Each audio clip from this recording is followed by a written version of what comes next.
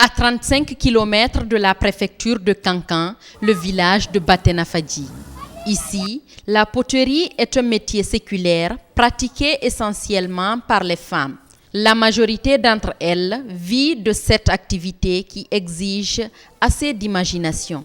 Passionnées de la poterie, ces dames de Baténafadji parviennent à faire des objets culinaires ou œuvres artistiques à base d'argile. Un petit jeu pour elles à force de s'exercer.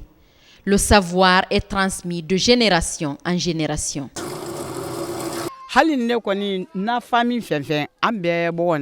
Ma famille et moi travaillons de l'argile. Chez moi, tout le monde apprend la poterie. Évidemment, tout bon travail rapporte. Quand on se concentre sur ce que nous pratiquons, on verra la portée. Depuis que j'ai commencé à faire ce travail, je gagne tout ce dont j'ai besoin. La main est beaucoup réclamée dans ce travail. Les outils sont trouvés sur place. Un métier artisanal qui fascine depuis des années Fanta. La soixantaine révolue, elle trouve ses beaux jours dans ce travail qu'elle fait avec beaucoup de tendresse. Depuis son jeune âge, elle communique avec la terre et lui communique la vie. Une relation intense avec l'argile qui ne lui donne pas de voir le temps passer dans son atelier de fortune. Selon sa grandeur, un article est fabriqué en 1 ou 2 journées. Le processus lui reste le même. La pâte est modelée avec les doigts. Les outils sont sollicités lors des détails. Progressivement, l'objet se dessine, ses contours aussi. Elle forme le col et sculpte des figures. Quelques minutes après, place à l'embellissement.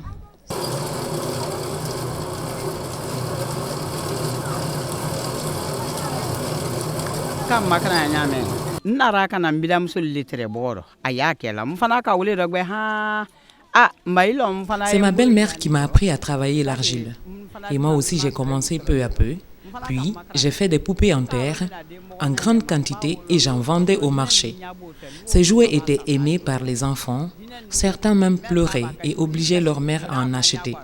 Ensuite, j'ai confectionné des tortues et des éléphants avant de commencer à faire des jarres.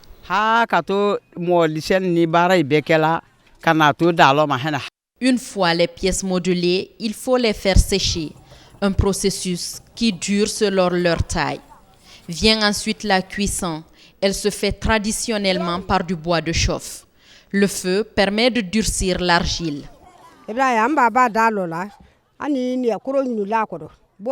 Nous mettons des fers pour conserver la chaleur, puis les jarres et on les couvre de bois avant de mettre le feu. On met beaucoup de bois pour que les jarres soient bien cuites.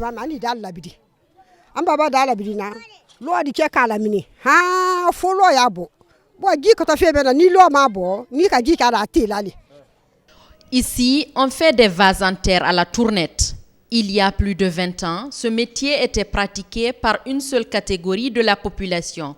Aujourd'hui, ce n'est plus le cas à Baténafadji, d'où l'attrait grandissant des femmes à la poterie dans le village.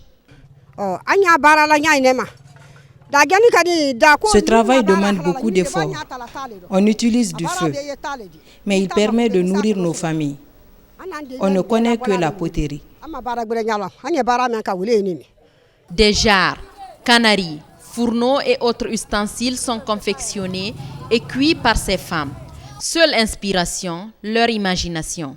Ces ustensiles sont décorés puis exposés pour la vente. Sur le marché, les prix diffèrent selon le volume et l'utilité de l'article. Cette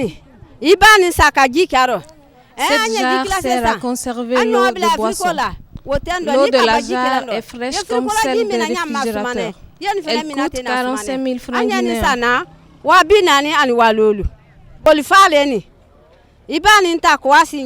Cet objet est un seau pour le bain. L'eau d'ici est souvent destinée pour le bain des personnes invalides. Le seau est vendu à 40 000 francs.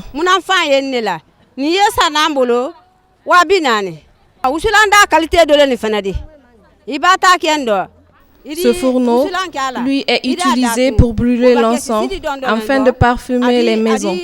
Il se négocie à 10 000 francs. À Batenafadji, on utilise encore les canaris pour la préparation de décoctions.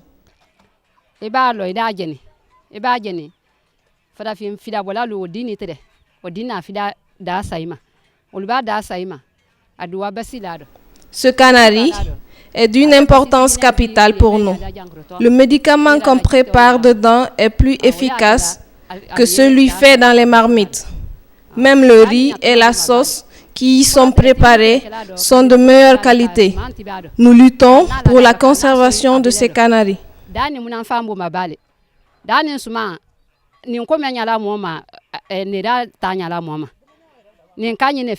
Les jarres, elles servent toujours de fontaine dans certaines localités.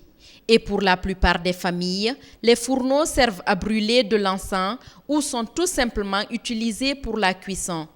Même si progressivement elles sont rangées au profit des réfrigérateurs du fait de la modernité. Chez certains conservateurs, la peur que ces ustensiles disparaissent des familles un jour reste grande.